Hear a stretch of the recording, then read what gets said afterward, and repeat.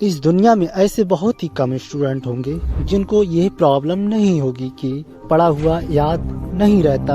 हम पढ़ तो लेते हैं लेकिन फिर भूल जाते हैं। तो अगर हम भूल जाते हैं तो फिर हमारे पढ़ने का मतलब क्या निकला। ऐसे में सारी मेहनत बेकार चली जाती है। वैसे पहले मैं आपको बता दूं कि अगर आप पढ़ा हुआ याद नहीं रख पाते तो इसका मतलब ये बिल्कुल भी नहीं है कि आपका दिमाग कमज़ोर है। सोचो, अगर आपका दिमाग हर चीज़ को याद रखने लग जाए तो एक दिन में हमारे साथ कितनी चीज़ें होती हैं, दिमाग का कचरा हो जाएगा। अगर दिमाग सारी बातों को याद रखने लग जाए वैसे तो हमारा मेन टॉपिक है कि हम पढ़ा हुआ याद कैसे रखें। अगर इस प्रॉब्लम का सलूशन निकल गया तो आपका टाइम भी बच जाएगा और आपको रिजल्ट भी बहुत ज़्यादा मिलेगा। पढ़ा हुआ सब कुछ याद रखना मुश्किल है लेकिन फिर भी काफ़ी हद तक हम इसे कंट्रोल कर सकते हैं, लेकिन पूरी तरीके से नहीं। मैं आपको 3 तरीके बताने वाला हूं। अगर आप YouTube 3 टिप्स इतनी ज़्यादा इफ़ेक्टिव है कि इनको यूज करने के बाद आपका टाइम भी बचे और आपको रिजल्ट भी 2 गुना मिलेगा। तो पहला जो पॉइंट है वह है study less study good play.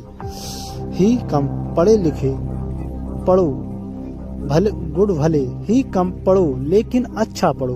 Bill Preto ने कहा, इस दुनिया को एक महान सिद्धांत दिया जिसने कहा 1880-20 का रूल।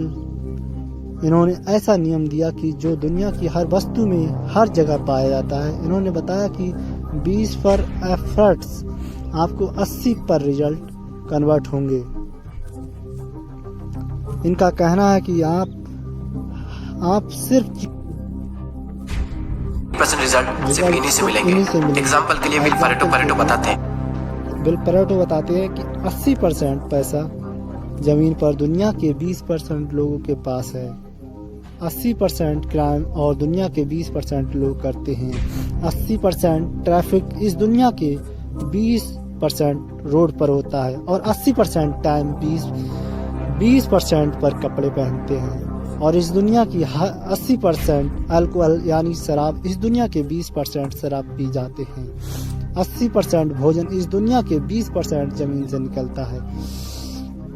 80% पर बारिश और इस दुनिया के 20% पर बादलों से होती है। इस दुनिया के 80% इन्वेंशन इस दुनिया के 60% साइंटिस्ट ने किए। और यही तक नहीं कि आंकड़े हमारे अपने होता है कि 80% टाइम उन लोगों से आता है जिन्होंने इस चैनल को सब्सक्राइब नहीं किया। कहीं आप उनमें से तो नहीं, 80% लोगों से तो नहीं। आपका इम्पोर्टेंट फैक्ट 80% रिजल्ट हमारे 20% एक्शन से आता है। और यही रूल आपके एग्जाम में, आपकी पढ़ाई में भी लागू होता है। आपके सिलेबस का पढ़ा हुआ 20% आपको 80% दिलवा सकता है। तो आप 20% पर मोस्ट इम्पोर्टेंट चीज़ों को निकालें और उनको पढ़ें। वहीं 20% चीज़ें आपको 80% रिजल्ट दिलवा देंगी। और जो आपने 20% निकाला वो आपके सिलेबस के कंपैरिजन में बहुत ही कम है। और जो कम है ना उसको बहुत ही अच्छे से करो। और यही था हमारा first point, study less and study good. जितना पढ़ा होता है उससे हम कई गुना ज़्यादा पढ़ते हैं और इसका रिजल्ट यही होता है कि हमें जो याद रखना चाहिए वो भी हम भूल जाते हैं। एग्ज़ाम में वैसे भी ज़्यादा दिन नहीं बचे तो आप इस रूल को यूज करके काफ़ी अच्छे रिजल्ट पा सकते हैं। अब नेक्स्ट जो पॉइंट है वो है स्टडी इन मॉर्निंग। और ये जो पॉइंट है वो ये मेरा फेवरेट पॉइंट है क्योंकि मैंने सभी अपनी लाइफ की ज़्यादातर पढ़ाई सुबह ही की है।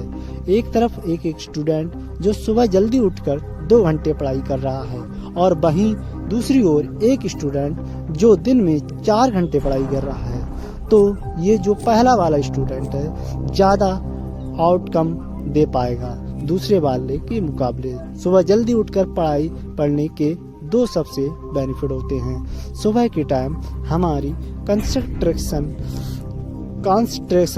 सबसे पीक स्टेट पर होती है और सुबह के टाइम पर जो कंसंट्रेशन होती है शायद ही पूरे दिन में आपको कंसंट्रेशन मिल पाएगी। और सेकंड बेनिफिट ये है कि सुबह जल्दी उठने का कि सुबह कोई भी डिस्टर्ब करने वाला नहीं होता। एनवायरनमेंट में एक अलग ही साइलेंस होता है और इस साइलेंस में कुछ नया सीखने का मज़ा ही कुछ और होता है। आप सुबह जल्दी उठकर 3 घंटे पढ़ी है और उसके बाद पूरे दिन अगर आप सिर्फ मुश्किल से आधा घंटा भी पढ़ते हैं तो बहुत है। आपके लिए कहने तो लोग 8 से 10 घंटे पढ़ते हैं, लेकिन जो 2-3 घंटे की मेन पढ़ाई होती है कंसंट्रेशन के साथ में, वही सबसे मेन चीज होती है। बाकी सब दिखा हुआ है। हमारे देश के प्राइम मिनिस्टर मोदी जी ने भी सुबह जल्दी उठकर पढ़ने को कहा है। एक रीजनेबल सुबह सूर्योदय के पहले अगर तैयार होकर पढ़ना शुरू करते हैं तो पूरी तरह आप बिल्कुल मन से एकदम तंदुरुस्त होते हैं। जैसे बारिश के बाद आसमान कैसा साफ नजर आता है। सुबह बहुत ही कम, बहुत ही उत्तम कालखंड होता है। फ्रेश होते हैं, थकान नहीं होती और अध्ययन से ही शुरू करते हैं तो ज़्यादा अच्छा रहता है। और ना ही सिर्फ मोदी जी ने बल्कि हमारे शास्त्रों में आयुर्वेदा में भी यही बात कही गई है कि सुबह के टाइम अपना ब्रेन सबसे ज़्यादा एक्टिव होता है। उस टाइम जो भी अपने ब्रेन में डालेंगे वो दिमाग में छप सा जाएगा।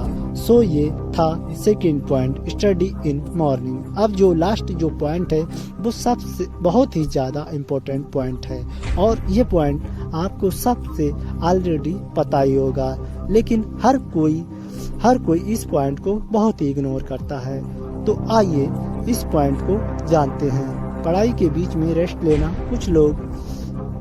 कुछ लोग होते हैं जो रेस्ट नहीं लेते और कुछ लोग ऐसे होते हैं जो लंबा रेस्ट लेते हैं और इस बीच में कुछ लोग ऐसे होते हैं जिनकी पूरी जिंदगी रेस्ट लेने में ही निकल जाती है। ऐसे एंड में वो खुद रेस्टिंग पीस हो जाते हैं। पढ़ाई के बीच में कितना रेस्ट लेना चाहिए ये मैं आपको नहीं बताने वाला, ये आप खुद तय करेंगे अपने अकॉर्डिंग।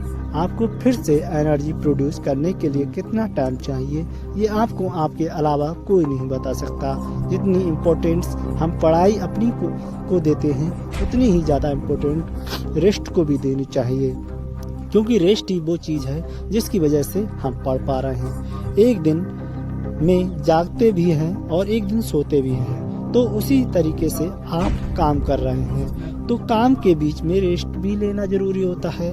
यहाँ ये गलती बिल्कुल भी मत करना कि अगर आपका एक बार पढ़ाई में मन लग गया तो लगातार पढ़े जा रहे हैं, लेकिन बाद में एक टाइम ऐसा आएगा जब आपका मन बिल्कुल भी नहीं लगेगा। रेस्ट लेने के बाद भी